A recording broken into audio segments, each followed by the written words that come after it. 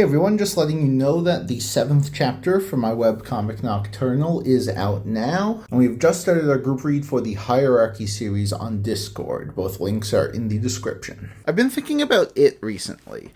For obvious reasons. We just had Halloween, and it's been getting a bit of a resurgence because of the new show that's airing. But specifically, I've been thinking about when it first came out, obviously way before I was born, but I wonder, did people who were reading it in 1986 know just what a juggernaut it would become? Did they know this book would spawn the most successful horror movie of all time? Did they know Pennywise would become one of the most iconic horror characters ever? I don't know for sure, but they probably thought it was something special. Like something that just makes sense. Something that felt like it should have always existed, because it was just such an epic, powerful, terrifying story, with a fantastic core cast of characters and timeless themes. There is no way to tell what the lasting impact and legacy of King Sorrow will be. It just came out. But it felt special. It felt the same way I'm sure reading it for the first time did back then. Yeah, bro is not a joke.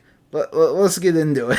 I first read Joe Hill's debut novel, Heart-Shaped Box, earlier in the year. I thought it was fine, nothing super remarkable, but fairly enjoyable. And while I was interested in getting his other books, I noticed, hey, he's got a new one coming out this year, and it's a real fat chunker. And I noticed it was getting like an absurd amount of praise for a book that hadn't even been out yet. The premise did seem pretty interesting to me, so I definitely had my eye on it and picked it up as soon as it dropped. This is the story of a group of friends who summon a dragon. Yes, when Arthur Oakes finds himself in a difficult position, being blackmailed by drug dealers into stealing priceless books from his college's library, he and his friends try to get him out of this mess by taking a peek into the long dark and striking a deal with King Sorrow. And it works. They're actually able to do it. And King Sorrow is eager and more than willing to help them out. He's been sleeping for thousands of years. He wants something cool to do. But of course he wants something in return. And being the little trickster that he is,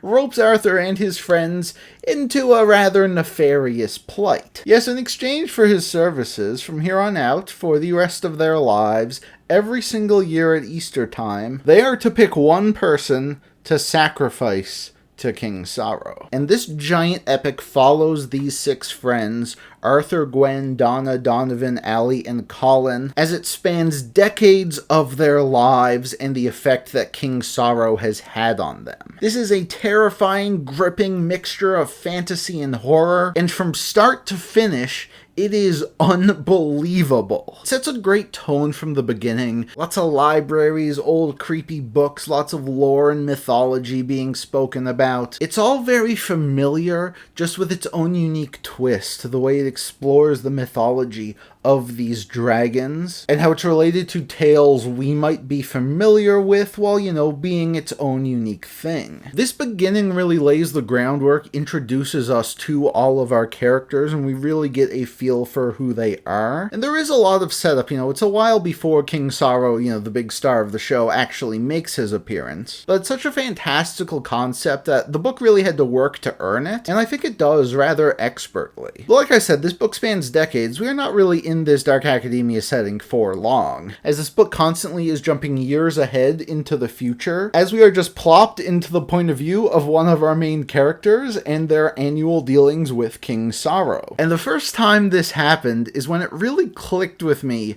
how special and brilliant this book was. Because it is wildly unpredictable. You along with the characters come to the realization hey, maybe this isn't so bad. Why don't every year we just sacrifice a serial killer or a terrorist leader? But King Sorrow is a tricky, mischievous boy, okay? He does some absolutely wild stuff to mess with our characters' wishes, and our characters are often left in a huge scramble attempting to set things right before all hell breaks loose. Hell being a gigantic actual dragon like the size of a passenger plane. They're also trying to figure out how to stop King Sorrow, and it proves to be far more complicated than just beating him in some riddle contests. One of the most brilliant things about this book spanning such a long period of time is that we really see how the presence of King Sorrow affects these characters. These characters are like young, stupid kids at the beginning, but as we're with them essentially through their whole lives, we really get to see how so many of these events shape who they are as middle-aged adults. And it made for just some really incredible like character dynamics and drama, because these are very interesting and complicated people, and that's without, you know, the mythical dragon that they keep having to feed. And that dragon, by the way, King Sorrow, holy moly, bro. What a deliciously evil guy. He's a very classic, stereotypical, like, Tolkien-inspired dragon, but he's also a massive asshole. So it's always very entertaining when he shows up, even if you know it never means anything good for our characters. And you might think that as the story continues and you get a bit more used to its structure, you'll have a better grasp on where it's going. You won't.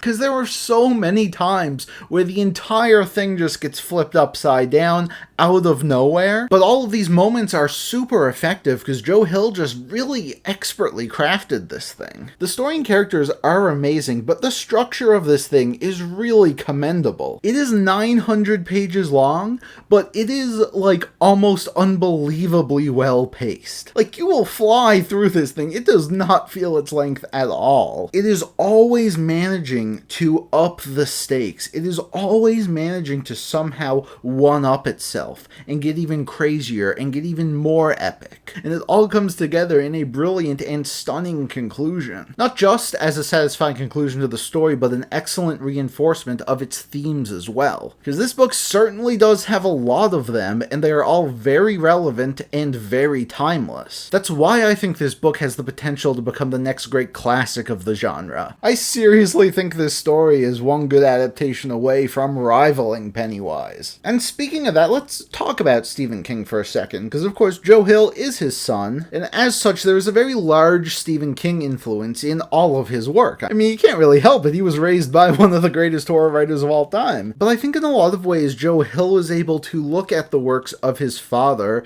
see where they may falter in places, and kinda improves on it. Like, this does have better pacing than it. It certainly has a more meaningful and cohesive structure than a lot of Stephen King books. And it of course nails the ending, which, you know, Stephen King is a bit hit or miss on. And I think Hill taking so long to write this book, I mean, it's been like 8 years since his last full novel, really helped him refine and perfect it. Hill does pay great respects to his father in this book, though, as we have it seemingly set in the actual Stephen King world. At least one of them. There are many, as we know. And there are a sprinkling of some fun little Easter eggs that I got a real kick out of. From, you know, small references, some parallels to other books. But there's just one thing I wanted to warn people about. There's one part of this book near the beginning that very explicitly links King Sorrow to one of Stephen King's earlier books, setting them in the same world. But in doing so, they actually spoil the whole ending sequence of that book. And that kind of bugs me. And I'm not saying the name of the book, because if you haven't read it, you might not even, like, pick up on it. But there's also a real chance that you are aware of the book, know what it's about, haven't gotten to it yet, and now this book kind of just spoils it for you. And it's just such, like, a small throwaway thing, too.